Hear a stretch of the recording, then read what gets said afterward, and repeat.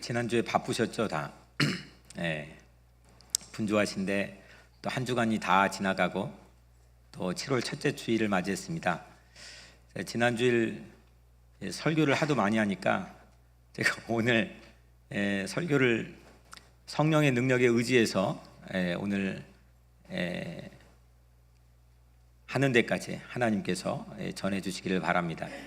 물론 준비는 다 이렇게 해 왔는데 하나님께서 제 마음에 여러분들에게 전하는 설교 원고를 써 주셔야 되는데, 여하튼 오늘 그냥 하나님께 의지하고 우리 같이 귀한 시간 되기를 바랍니다.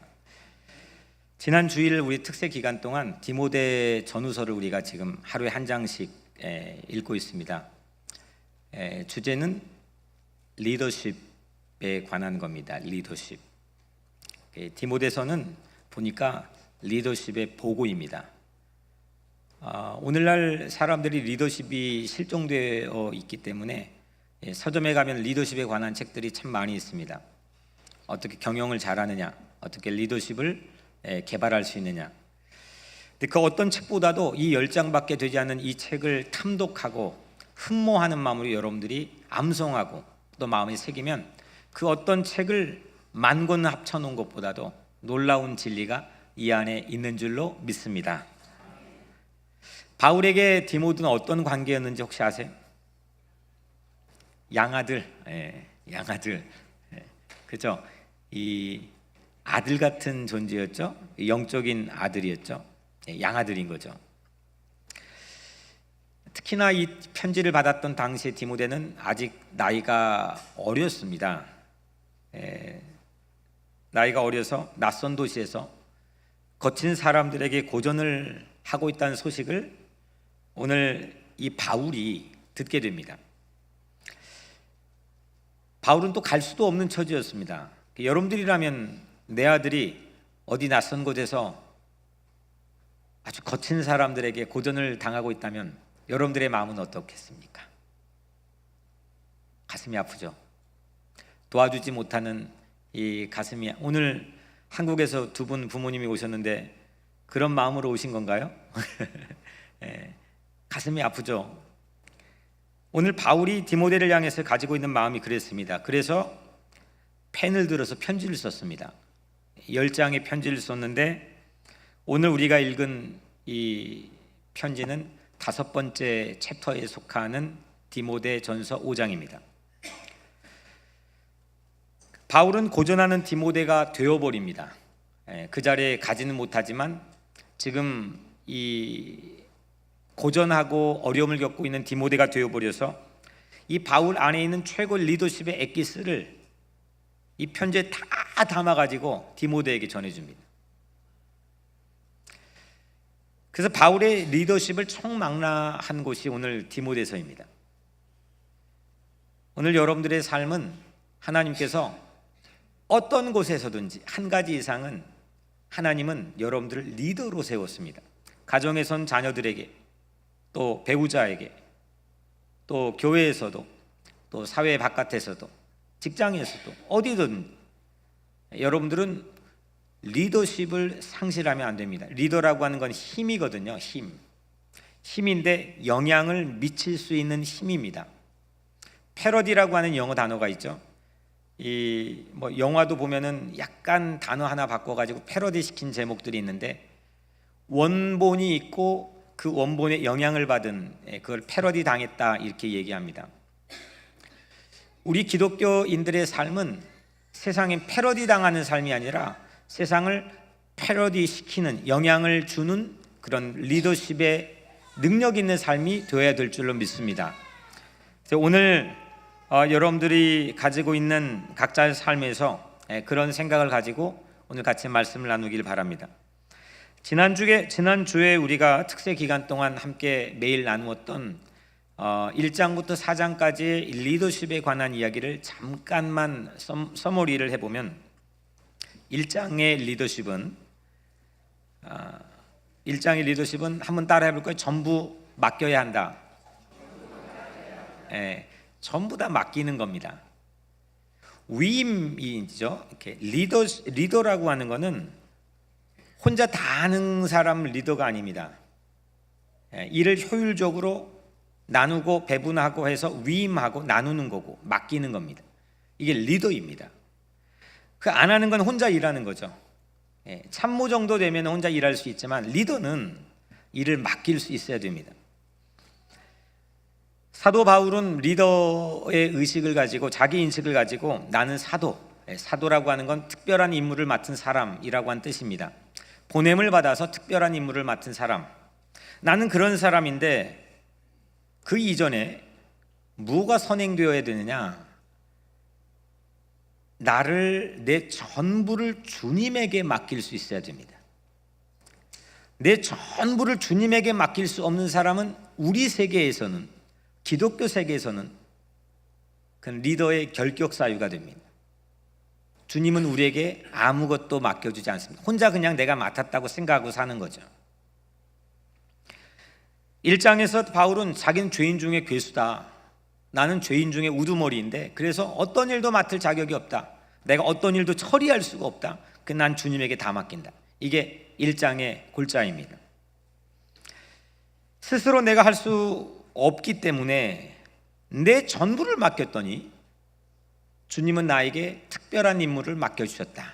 이게 1장의 내용이죠. 의탁입니다. 2장의 리더십은 믿음입니다. 2장에 보면은 우리가 쉽게 답할 수 없는 문제들이 있습니다. 여자들 보고는 조용히 하라 그러고 또 잘못된 권력을 위해서 함께 꼭 야합하는 느낌을 가지고 이렇게 사도 바울이 써놨고, 당시 네로 황제가 통치했던 시기에 로마 방화로 인해 수없는 유대인들이 죽어가고 있던 상황이었습니다. 그 잘못된 권력을 향해서 우리는 어떤 태도와 자세를 가져야 되는가? 제가 몇 주 전에 1980년 5.18 광주 민주화운동이 있고 난 직후에 8월 달에 청와대 이름만 대면 다 아는 그 존경하는 기라성 같은 목사님 몇몇이 모여서 조찬 기도회를 했습니다. 모 대통령과. 그 사실만 알았는데 그때 설교한 원고를 제가 그 역사적 사료로 그대로 제가 몇 주 전에 매거진에 나온 그 설교 원고를 읽은 적이 있습니다. 깜짝 놀랐습니다. 아니, 어떻게 이렇게 설교할 수 있는가? 수없는 사람들이 억울하게 죽어가고 있는 상황에서 어떻게 이렇게 교회가 또 성직자가 설교할 수 있는가? 2장은 그런 난해함을 우리에게 줍니다. 우리 현실 속에서는 실제로 답할 수 없는 많은 난해한 상황들이 우리에게 도전해 오고 있습니다. 저는 이 설교에서 그 난해한 문제들에 대해서 우리가 답할 수 없다. I don't know. 저도 모른다. 이렇게 말씀했습니다.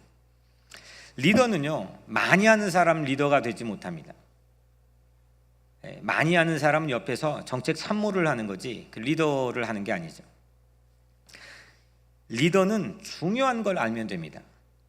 모르면 모른다고 하면 됩니다. 그런데 우리는 모르는 것까지 아는 것처럼 생각하며 억지로 깊숙이 들어가서 난해하는 문제들에 답하려고 할 때가 있습니다. 많이 알아서 리더가 되는 게 아니고 2장에서는 사도 바울이 디모데에게 강한 믿음이 강한 리더를 만든다고 말씀하고 있습니다. 3장의 리더는 비밀을 가져야 됩니다. 똑같은 수준이면은 안 되죠. 내가 미스테리한 게 있어야 됩니다. 그래야 통솔하고 움직일 수 있는 힘이 있는 거죠. 아빠하고 자녀하고 똑같으면 안 되죠. 아빠에겐 미스테리가 있어야 되는 겁니다. 신비를 소유해야 됩니다. 오늘날 교회는 크기로 세상을 선도해 본 적이 없습니다. 막강한 권력과 힘으로 세상을 이끌어 본 적이 없습니다. 미스테리입니다. 신비를 가지고 비밀을 가지고 세상을 이끌었습니다. 조그만한 몇십 명도 되지 않는 사람들이 다락방에 모여가지고 시작했던 교회가 로마의 제국을 무너뜨리고 전 세계에 가지 않는 곳이 없을 정도로 세상을 이끌었던 것은 크기가 아닙니다. 총칼이 아닙니다. 권력이 아닙니다. 비밀입니다. 3장에서는 예수로 인한 6개의 경건의 비밀을 한 절인 16절에 담아두었다고 제가 설교했었습니다. 첫 번째, 그는 육신으로 나타난 바 되시고, 두 번째, 영으로 의롭다 하심을 받으시고, 세 번째, 천사들에게 보이시고, 네 번째, 만국에서 전파되시고, 다섯 번째, 세상에서 믿은 바 되시고, 여섯 번째, 영광 가운데서 올리지셨느니라. 이 예수에 관련된, 예수로 말미암은 이 비밀을 기독교인들은 가졌었고 가져왔고 여러분들은 가져야만 되는 줄로 믿습니다. 아무리 세상에 오늘날 SNS를 통해서 모든 비밀이 오픈돼서 공개되는 그런 프라이빗이 없는 세상에 살지라도 크리스천만큼은 너희들은 우리하고 다른 수준이야, 우리는 비밀을 가졌거든, 이런 자기의식이 있을 때 세상을 패러디시키고 자녀에게 영향을 주고 세상을 바꿀 수 있는 능력이 있다는 겁니다. 그래서 이 비밀을 나누고 있는 지금 이 뉴욕 우리교회 예배당은 하늘이 세운 국정원이다, 제가 이렇게 멋있는 표현을 말했었습니다. 하늘이 세운 FBI다. 백악관의 대통령이 왜 세상의 최고 권력을 가지고 있는지 아십니까? 연방수사국인 FBI나 아니면 이런 여타의 통로를 통해 세상 아무도 접근이 불가능한 정보들을 다 가지고 있습니다. 그걸 가지고 세상을 통솔합니다. 세상 통솔하고 내가 가지고 있는 세상의 반경 안에서 영향력을 극대화시키고 리더십을 개발하고 회복하게 하기 위해서는 비밀이 있어야 됩니다. 그거는 하늘이 내려준 비밀을 우리 크리스찬들은 회복해야 되는 줄로 믿습니다. 마지막 4장의 리더십은 허탄한 신화와 진리의 약속을 분별할 힘이라고 말씀드렸습니다. 신화와 약속, 이 신화는 되어질 확률입니다. 안 될 수도 있고 사실은 될 수도 있습니다. 하지만 신화에 필이 꽂히면 이게 전부 되는 것처럼 생각할 수는 있지만, 그 되어지면 좋은 상황도 있겠지만 이건 안 될 케이스들도 상당히 많이 있습니다. 예수 믿는다고 전부 다 건강하지 않고, 예수 믿는다고 반드시 부자가 되는 것도 아니고, 예수 믿는다고 세상에 명성을 얻는 것도 아니라는 겁니다. 이거는 허탄한 신화입니다. 그런데 4장에서는 하나님의 약속을 품는 자, 이 약속은 100%입니다. 이 하나님이 해주신 진리의 약속은 이건 100% 이루어지는 겁니다. 될까 말까가 아닙니다. 오늘날 좀 과하게 얘기하면 어떨지는 모르겠지만, 글쎄 과반수에 육박하는 교회가, 과반수에 육박하는 크리스찬이, 과반수에 육박하는 성직자 리더들이 신화와 약속의 분별을 못하고 있는지도 모르겠습니다. 오늘날 리더는 이 분별을 할 줄 알아야 됩니다. 약속을 품고 있어야 됩니다. 하나님의 말씀, 진리를 품고 있어야 됩니다. 이렇게 우리 네 가지를 살펴봤습니다. 첫 번째, 1장에서는 의탁,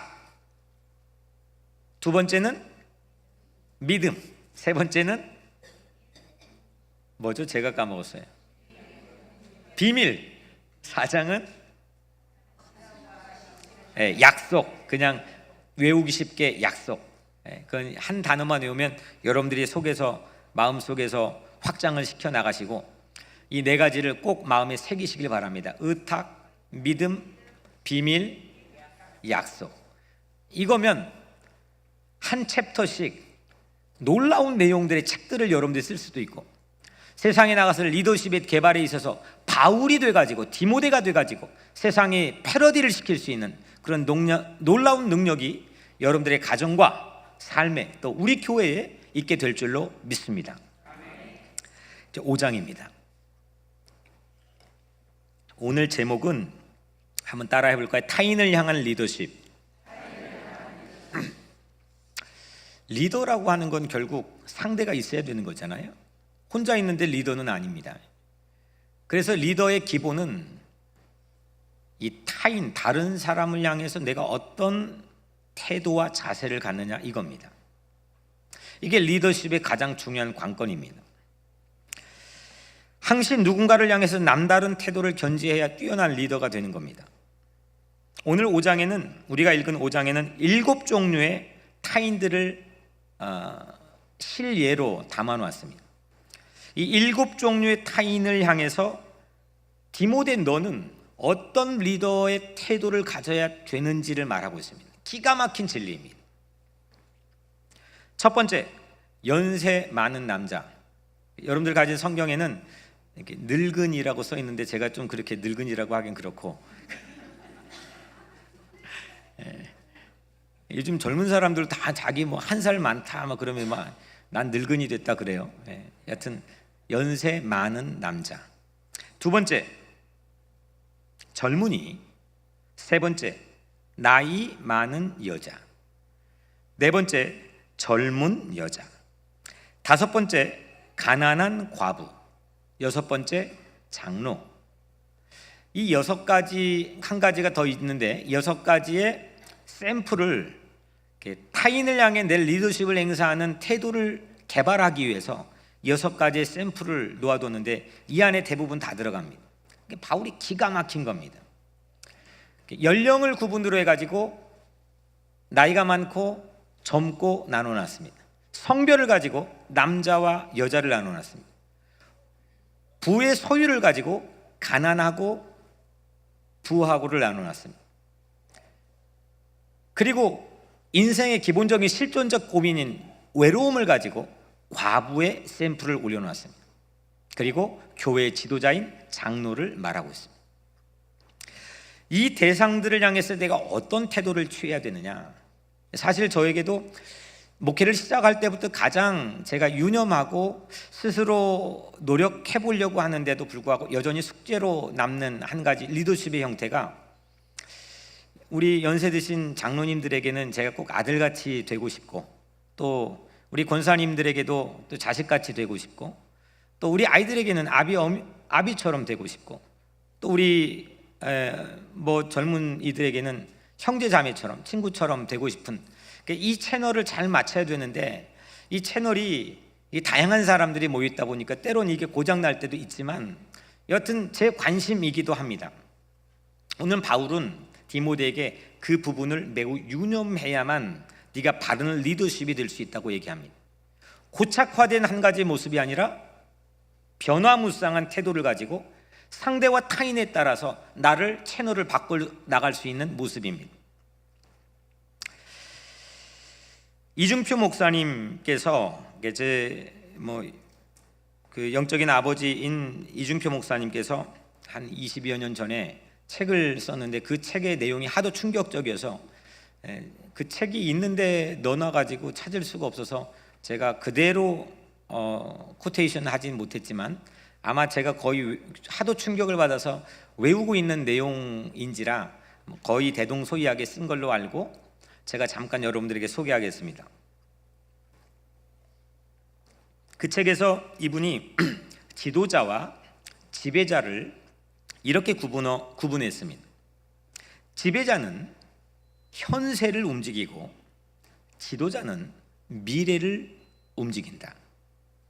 지배자는 남을 지배하고 다스리지만 지도자는 인격을 가지고 마음과 정신을 움직인다. 지배자는 타인과의 경쟁에서 이기려고 하지만 지도자는 자기와 싸워 승리한 사람이다. 지배자는 자기 영광을 추구하고 그 자기의 영광을 위해 다른 사람을 이용하지만 지도자는 다른 사람을 살리려고 자기를 아낌없이 내던져 희생한다. 지배자는 스스로 지배자가 되려고 하지만 지도자는 하늘이 세운다. 때론 지배자는 대중을 선동해 다수의 지지를 받기도 하지만 지도자들은 때로는 사람들에게 버림을 받기도 한다. 그러나 역사는 지배자가 아닌 지도자가 움직인다. 멋있나요? 괜찮죠? 제가 그 20대 초반에 이 글의 내용이 상당히 제 마음속에 충격을 줬습니다. 세상인 리더십의 양태가 그 직함으로 주어져 나누는 것이 아니고 바로 이걸로 나누어지는 거구나. 지배자가 되느냐 지도자가 되느냐. 예수는 우리에게 지도자가 되었던 이유가 바로 이런 이유들 때문이었습니다. 지배자와 지도자는 어떻게 갈려지느냐? 타인을 향한 자세로부터 갈려집니다. 내가 타인에게 어떤 자세를 가지고 있느냐, 내가 타인에게 어떤 태도를 가지고 있느냐, 이게 지배자가 되느냐 지도자가 되느냐? 오늘 여러분들은 전부 다 지도자가 되기를 주의 이름으로 축복합니다. 우리 교회 모든 자녀들은, 다음 세대들은 전부 지배자가 한 명도 나오지 않고 지도자만, 위대한 지도자만, 이 땅의 역사를 움직인 지도자만 우리 교회에서 나오기를 주의 이름으로 축복합니다. 아니 그 재미로, 그 기대로 우리 힘들어도 이민생활하며 자식들 키우는 거 아닙니까? 지배자 키우면 안 되는 거잖아요. 역사가 바르고 아름답게 평가해주는 지도자가 우리 교회에서, 한 100년 후에 뉴욕 우리 교회에서, 아니 거기에서 그 사람이 그 교회 나왔대. 그 사람 때문에 이 교회가 빛나는 거죠. 그 사람이 그 사람 자식이었대. 그 위대한 지도자에 대한 꿈을 가지고 자녀들을 축복하는 그런 교회가 되기를 주의 이름으로 축복합니다. 어떤 학교 나오고, 아니 한국의 대통령 요즘에 보면은 서울대 나온 사람이 김영삼 대통령 빼놓고 누가 있습니까? 없죠, 제 기억엔. 고등학교도 간신히 나오고, 미국도 마찬가지입니다. 물론 아이비리그 이게 출신들이 움직이고 왔지만, 이게 공부만 하는 사람들은 결국 참모 역할들을 대부분 집중해서 합니다. 세상을 움직인 사람은, 정신과 마음을 움직인 사람들은 정신을 가지고 있는 사람, 철학을 가지고 있고 사상을 가지고 있는 사람입니다. 이렇게 6가지 종류의 타인을 가상으로 설정해 가지고 오늘 우리에게 주어져 있는 말씀, 제가 그걸 터치하지는 않겠습니다. 이 주어져 있는 5장에 담겨 있는 말씀들을 가지고 여러분들이 집에 가셔서 반복 임상 실험을 스스로에게 해보기를 바랍니다. 그러면 여러분들이 지도자가 될 확률의 가능성이 매우 높아지리라고 확신합니다. 지도자가 되는 품격을 가져야 됩니다. 되는 대로 살면 안 됩니다.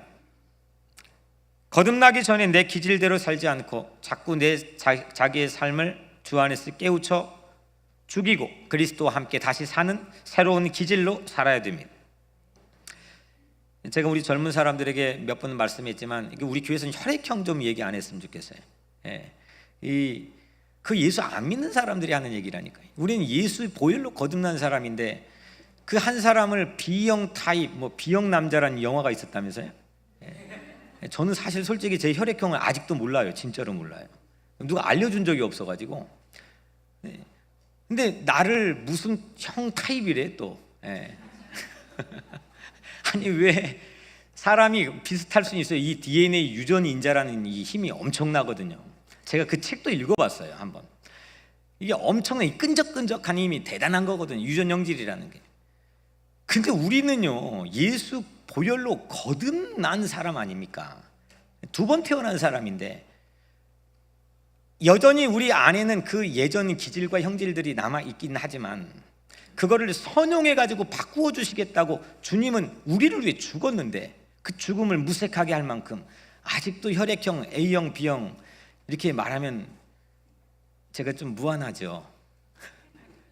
이렇게 말했으니까 이제부터는 안 하겠죠. 우리는 어디에선가 리더입니다. 리더예요. 가정이건 직장이건 한 명만 있어도 리더입니다. 내 앞에 한 명만 있어도 리더입니다. 그런 리더가 전혀 생각나지 않으면 그 한 명을 찾아다가 돈 주고라도 내 앞에 세우십시오. 리더로 살아야 됩니다. 친구이건 세상에서 동창이건 어디든 하나님은 우리를 영적 리더로 세우셨고 또 세우기를 원하십니다. 교회에서 리더는 제가 이렇게 말하면 어떨까 싶지만, 교회에서 목사, 장로, 권사, 집사 이런 리더들이 있습니다. 이거는 교회 안에서 사용하는 것보다 교회 바깥에서 사용하라고 하나님 세워주신 겁니다. 이 엄청난 천국의 전차 부대가 움직여지기 위해 교회 내에서도 물론 일부 부분적으로는 필요하지만, 초대교회부터 만들어진 교회의 처음의 원형의 모습은 교회 바깥을 향해서, 교회 가난한 자들을 향해서, 과부를 향해서, 믿지 않는 자들을 향해, 제국을 향해서 이 교회가 매우 효율적이고 전략적으로 어떻게 나가야 되는지 세상에 리더하라고 목사시킨 거고 장로시킨 거고 이렇게 한 겁니다.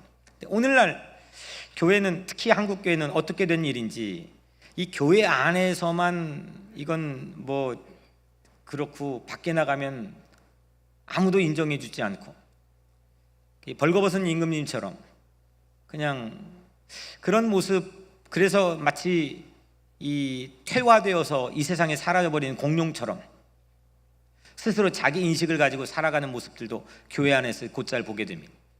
저는 오늘 이 말씀을 듣고 방송으로 듣고 있건 한국에서건 어디서건 또 이 말씀을 듣고 있는 오늘 여러분들에게 도전합니다. 오늘 세상에 나가서 여러분들의 가정에서, 직장에서 없으면 한 명이라도 돈을 주고 사서라도 위대한 리더가 되는 꿈을 꾸기를 주의 이름으로 축복합니다. 사실 이제 오늘 말씀의 하이라이트는 7번째 타입입니다. 이 여섯 번째까지 카테고리 안에 들어가는 나이 많은 남자, 나이 많은 여자, 젊은 여자, 가난한 과부, 장로, 젊은이 이런 6가지 카테고리가 있는데, 오늘 하나님께서 오늘 저와 여러분들에게 주시려고 하는 말씀의 타인, 7번째 타인은 22절에 나와 있는 말씀입니다. 다른 사람의 죄에 간섭하지 말며. 한번 따라해 볼까요? 다른 사람의 죄에 간섭하지 말며. 그러니까 이 7번째 타인은 지금까지 6종류의 타인과는 아주 비교할 때 색다릅니다. 유니크합니다.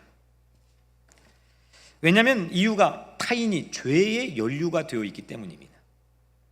아니, 죄의 연류가 되어 있는 사람과 내가 그 앞에 섰을 때 나는 리더로서 어떤 자세와 태도를 가져야 되냐.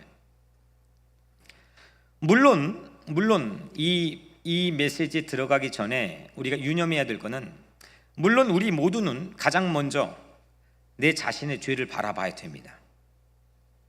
스펄전 목사님의 은유는 매우 가치가 있습니다.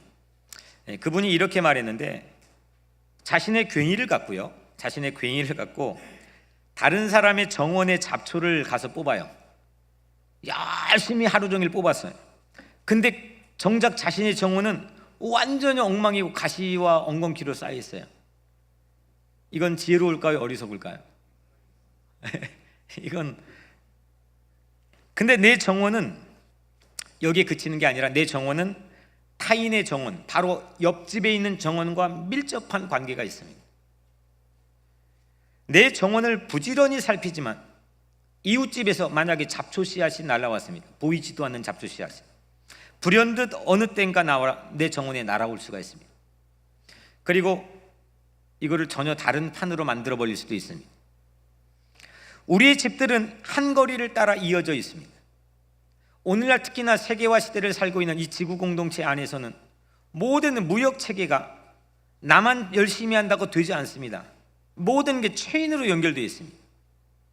나도 모르는 사이에 저 인도네시아에서 있는 일이 오늘 직접적으로 몇 시간 후에 나에게 영향을 미칩니다. 이런 시대가 비단 아니라 할지라도 죄에 관련돼선 우리는 서로 간에 밀접한 연관이 되어 있는 건 아담과 하와 이래로 우리는 아주 잘 알 수가 있습니다. 내 의사와 상관없이 우리는 서로 영향을 주고 받으며 연결되어 있는데, 나는 자칫 깜빡하면 타인의 죄에 참여할 수가 있습니다. 설교자인 제 자신도 예외가 아닙니다. 제가 만약에 거짓 교훈을 여러분들에게 가르친다면, 제가 그렇다고 이단이라는 게 아닙니다. 제가 만약에 여러분들에게 거짓 교훈을 가르친다면 그 영향은 고스란히 누구에게 돌아갑니까? 여러분들에게 돌아가는 겁니다. 만약에 제가 제 입맛에 맞지 않는 말씀이라고 해서 그걸 약간 뒤로 밀쳐둔다면, 은밀하게 사람도 모두 보는 것도 없으니까 뒤로 밀쳐준다면, 그건 누구에게 돌아가겠습니까? 여러분들에게 돌아가는 겁니다. 여러분은 만약 그런 상황이 펼쳐진다면 제 죄에 참여하고 간섭하게 되는 거죠. 그러면 우리는 어떻게 타인의 죄에 참여하게 되는 걸까?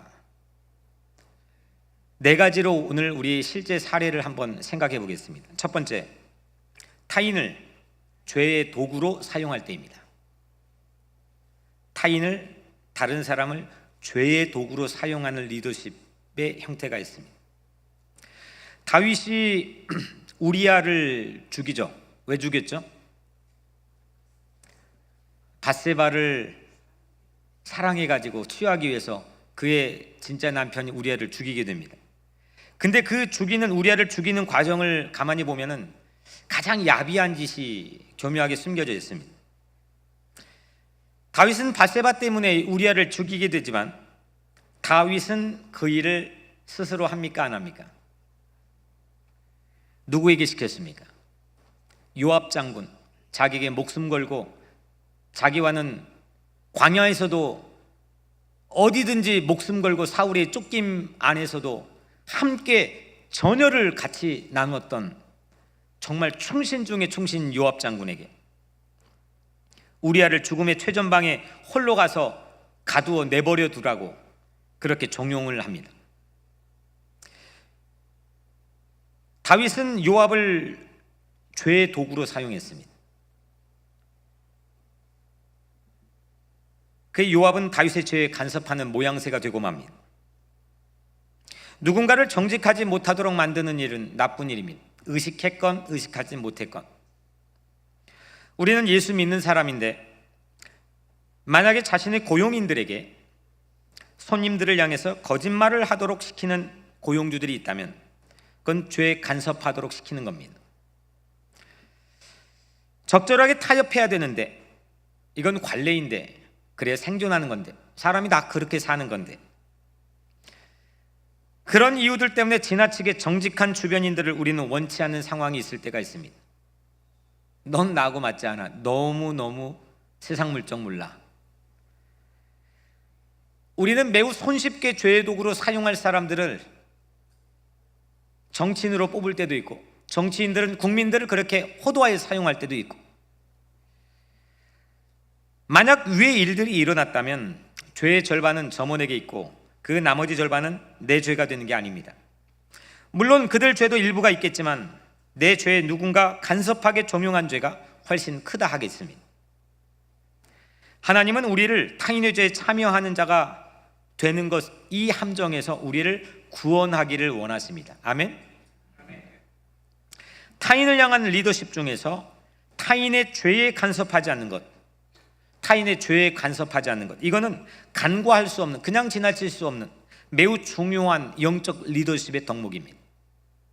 두 번째로 타인을 죄로 몰아붙일 때입니다. 그냥 죄로 몰아붙일 때입니다.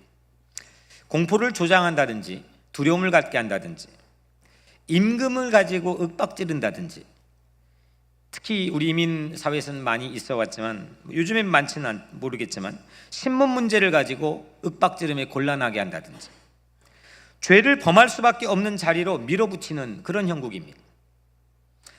어떤 점원이 손님으로부터 돈을 받았는데 장부에 기입하지 않고 은밀하게 내 주머니 인마이 포켓했다고 가정해 봅시다. 그런데 알고 보니까 점원은 지나치게 집에 가서 처자식 먹여 살릴 그게 완전 턱없이 안 될 정도로 지나치게 적은 임금을 받고 있었습니다. 60, 70년대 한국 노동자들이 그랬고 40, 50년대 미국 노동자들이 그랬습니다. 기계에 돌아가는 짐승처럼 일을 했습니다. 그래서 어느 정도 사회에서 암묵적으로 받아들이는 일이기도 했습니다. 인마이 포켓. 물론 상습적으로 이유 없이 인마이 포켓 하는 경우도 있겠지만 이거를 두둔할 마음은 조금치도 없지만 만약 임금이 실제 생활비로 불가능한 수준이었다고 가정해 본다면 이 또한 타인을, 상대를 죄 짓는 코너로 몰아넣는 모양새가 됩니다. 세상에는 이런 이유로 부정직한 생활을 할 수밖에 없는 사람이 의외로 적지 않게 있습니다. 그들이 물론 잘못 없다고 말하는 건 아닙니다. 그러나 만일 그들이 도둑질한 죄로 기소된다면 이 땅의 더 큰 도둑들도 대낮에 거리를 활보하고 있고 가장 높은 권력층 위에서 세상을 호령하고 은밀하게 세상을 살아가고 있는지도 모르겠습니다. 타인의 죄에 간섭하게 되는 연결된 상황, 내 이웃집인데 결국 보니까 나는 열심히 내 정원 가꿨는데 다 한길가에 있어서 피장파장 50보 100보가 되는 경우들이 참 많이 있다는 겁니다. 세 번째로 내 위치를 잘못 사용해서 누군가 내 죄에 간섭하게 만드는 그런 때입니다.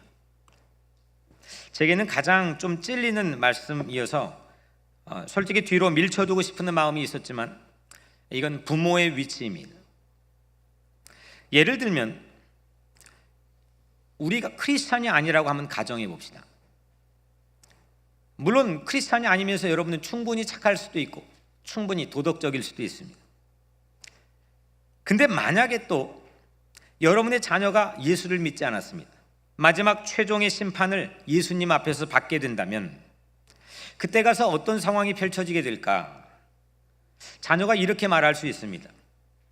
내 아버지도 회심하지 않았는데 어째서 내가 회심해야 됩니까? 이때 부모가 이렇게 답할 수 있습니다. 야, 어릴 적 너 늘 교회 데리고 다녔잖아. 그런데 자녀는 이렇게 말합니다. 아버지는 교회에 갔는데 그리스도를 믿지는 않았습니다. 한 번도 진실로 기도한 그런 모습을 본 적이 없는걸요.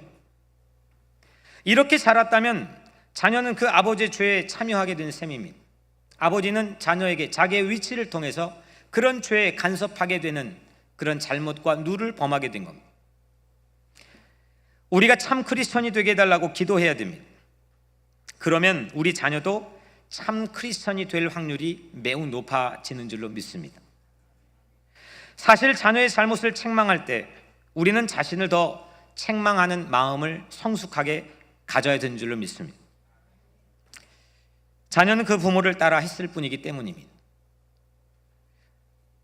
그리고 가장 화가 날 때가 언제입니까? 이 자녀가 잘못을 했는데 그 잘못된 부분이 꼭 나하고 닮았을 때 이건 화가 나지 않습니까? 내 위치를 잘못 오용해가지고 누군가 내 죄에 간섭하게 만드는 그런 경우들, 타인을 놓고 리더십을 생각해 볼 때는 그냥 지나칠 수 없는 매우 중요한 부분입니다. 마지막 한 가지, 타인이 죄 가운데 있을 때 함께 옹호하는 그런 가정입니다. 믿지 않는 자가 있다고 생각해 봅시다.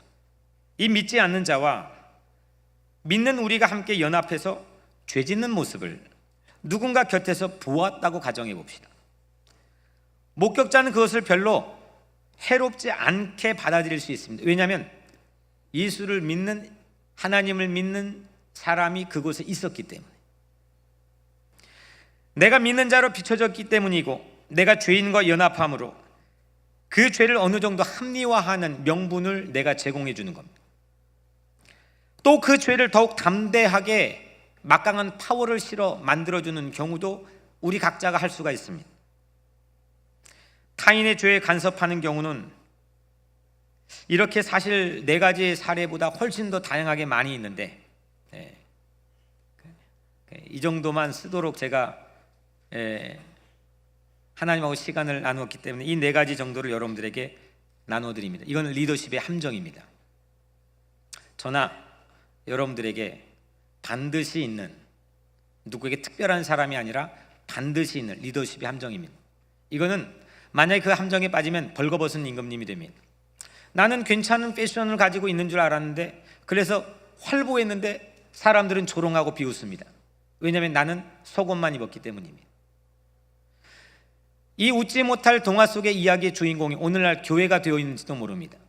오늘날 교회와 크리스천들은 세상으로부터 조롱과 질타를 받기도 합니다. 이건 비단 한국의 문제뿐만 아니라 미국도 마찬가지고 전 세계 선진국에 있는 교회들의 공통적인 현상입니다. 리더십을 회복해야 됩니다. 그 리더십의 함정에 빠져 있는 우리 각자가 그러면 어떻게 우리가 하나님 앞에서 상실된 리더십을 회복할 수 있느냐?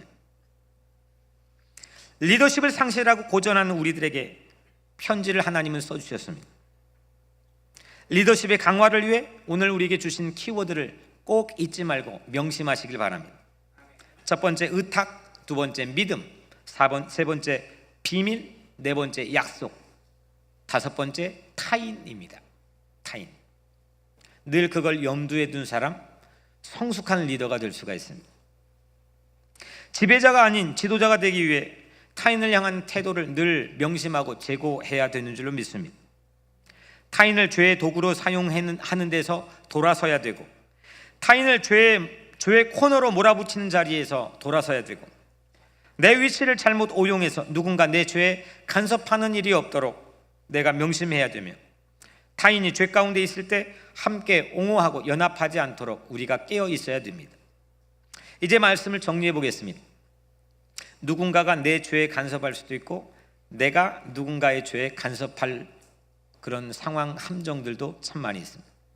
그런데 내 죄에 간섭할 수 있는 유일한 한 분은 오직 예수 그리스도입니다. 나를 대신해서 내 죄를 짊어지셨기 때문입니다. 내 죄를 다 뒤집어 쓰고 지옥의 음부의 자리까지 가서라도 나를 살리겠다는 유일한 한 사람이 바로 예수 그리스도인 줄로 믿습니다. 그것이 바로 대속의 보혈입니다.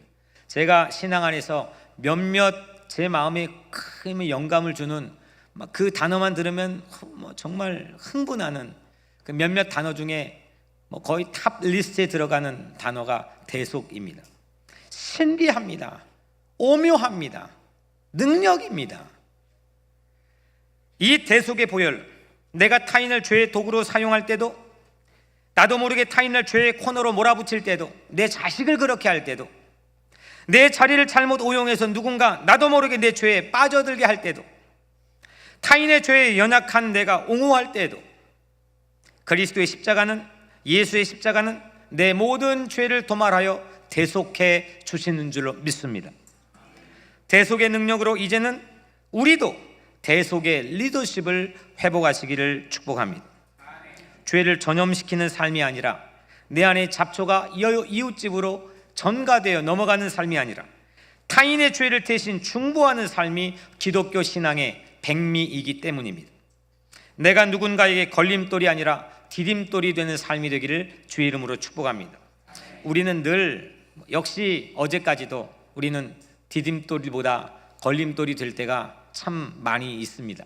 지금도 생각되는 우리 각자의 삶에 생각하게 하시는 경우들도 있는 줄로 압니다. 하지만 오늘 이 말씀을 받고 우리의 삶에 깨우침이 있다면 우리가 걸림돌이 아니라 디딤돌이 되는 새로운 리더십을 우리 모두가 회복하기를 주의 이름으로 축복합니다.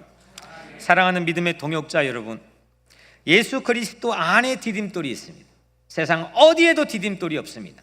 대속 안에만 디딤돌이 있고 십자가만이 디딤돌인 줄로 믿습니다. 누군가를 위해 그리스도의 사랑으로 내가 대신 중보하고 내가 대신 회개하는 것, 이거 세상에 어디에 있겠습니까?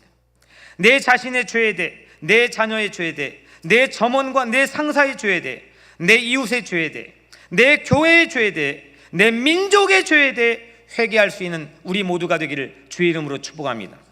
성숙한 크리스찬이라고 한다면 북을 향해서 남을 향해서 여전히 색깔과 이데올로기로 그들을 재단하고 여전히 혈액형을 가지고 그 사람의 카테고리를 가두어 버리는 일에서 우리는 해방되어야 됩니다.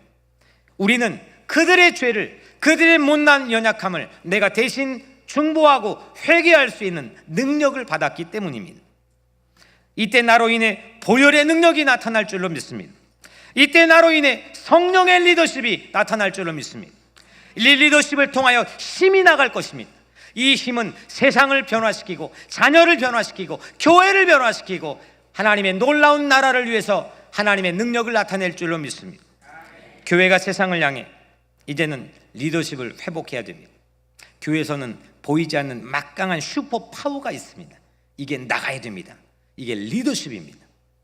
교회 크기 전혀 저는 교회사를 공부해봤지만 어디 한번 교회 사이즈를 가지고 교회 역사에 기록된 교회를 한 번도 아직까지는 공부를 많이 안 해봐서 모르겠는데 본 적이 없습니다. 정신과 사상과 신앙으로 세상을 변화시켰습니다. 이게 교회 리더십입니다. 교회가 세상을 향해, 여러분이 이제 집에 가서 가정을 향해, 그리고 여러분들이 기도로 민족을 향해, 우리가 잃어버린 영혼들을 향해서 리더십을 회복할 수 있게 되기를 주의 이름으로 간절히 축복합니다. 기도하겠습니다.